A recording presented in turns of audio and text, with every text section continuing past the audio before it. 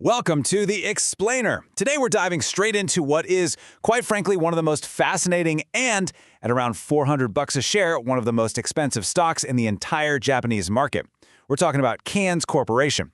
Now, if you follow elite businesses, you know these guys are legendary. We're going to unpack exactly how they dominate their industry, but more importantly, we really want to figure out if that massive price tag is actually justified. Okay, let's dive into this, because everything starts with this magic number, a 54% operating margin. And if you look at their gross margins, they're sitting well north of 85%. To put that into perspective for you, those are numbers that rival the absolute best software companies in the world. Keyence is pulling in literally double the profit margins of most traditional tech giants. Which, naturally leads to a massive paradox. How on earth does a factory automation business, a company literally operating in the physical, nitty-gritty world of manufacturing hardware, achieve software-level profitability? It just doesn't make sense in the traditional manufacturing world. To get it, we really have to look at how they've engineered their entire operation. Section 1. The apple of automation. Brains, not brawn. The defining characteristic here is that Keyence is essentially the Apple of factory automation. They don't actually build their own products, they just design them. They engineer the intelligence behind modern manufacturing. The complex sensors, the vision systems, the advanced barcode readers. Basically, they are the eyes and the nerves of the factory floor, not the brawn. By outsourcing all the heavy lifting of manufacturing and focusing purely on that high-level design and engineering, Keyence is able to protect those massive, software-like profit margins we just talked about. Section 2. The physical AI tailwind. Generative manufacturing. And this brilliantly illustrates what happens when a company's product perfectly hits the market's sweet spot. Look at the first quarter of fiscal 2026. Net sales jumped an incredibly strong 33% year over year. But here's the real kicker. Net income soared by 51%. So they aren't just pushing more product out the door. Their highly scalable model means they are keeping significantly more of the cash from every single new sale. So what's driving this massive surge right now? Well, analysts are calling it the physical AI tailwind. Look, while everyone in the media is completely obsessed with ChatGPT and generative text, Keyence is quietly crushing it in generative manufacturing. We've got global factories facing severe labor shortages right now, and manufacturers are absolutely desperate for plug-and-play solutions just to keep their lines running. Keyence steps right in, solving a very real, physical crisis with incredibly profitable technology.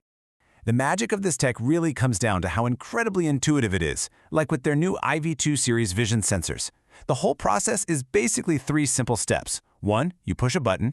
2, you point it at the product. And 3, the AI handles the rest. Seriously, that's it. The AI actually allows the robot to essentially teach itself what a good quality part looks like. No expensive programming experts required on the factory floor. It's automation made ridiculously simple for the end user while being powered by incredibly complex AI behind the scenes. And that intuitive, easy-to-use tech is translating perfectly across their global footprint. Their direct sales force is just executing flawlessly right now. Overseas sales have hit a massive 70% of total revenue, growing by 39% in the last quarter alone. That surge is being heavily driven by Asia, especially the demand in semiconductor equipment and all that AI data center infrastructure.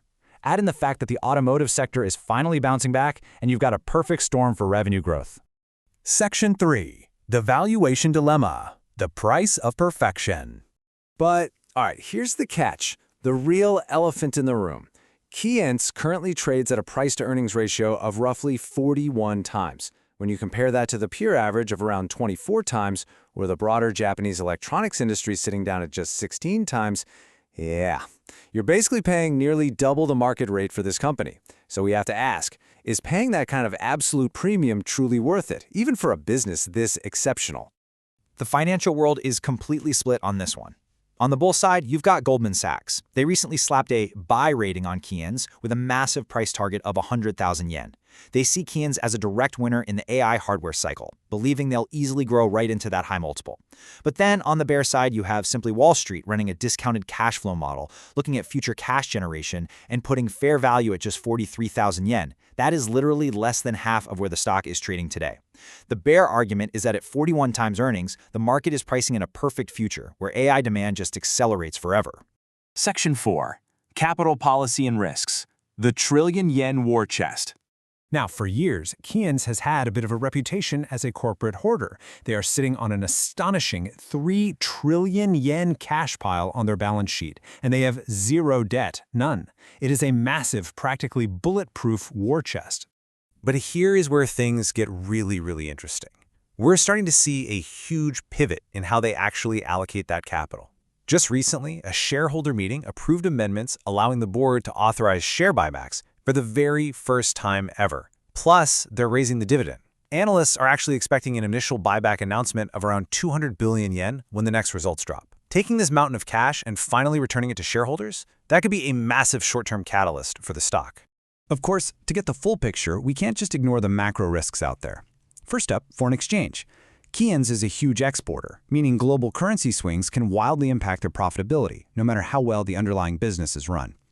Second, U.S. tariffs and changing trade policies could easily throw a wrench into their supply chain.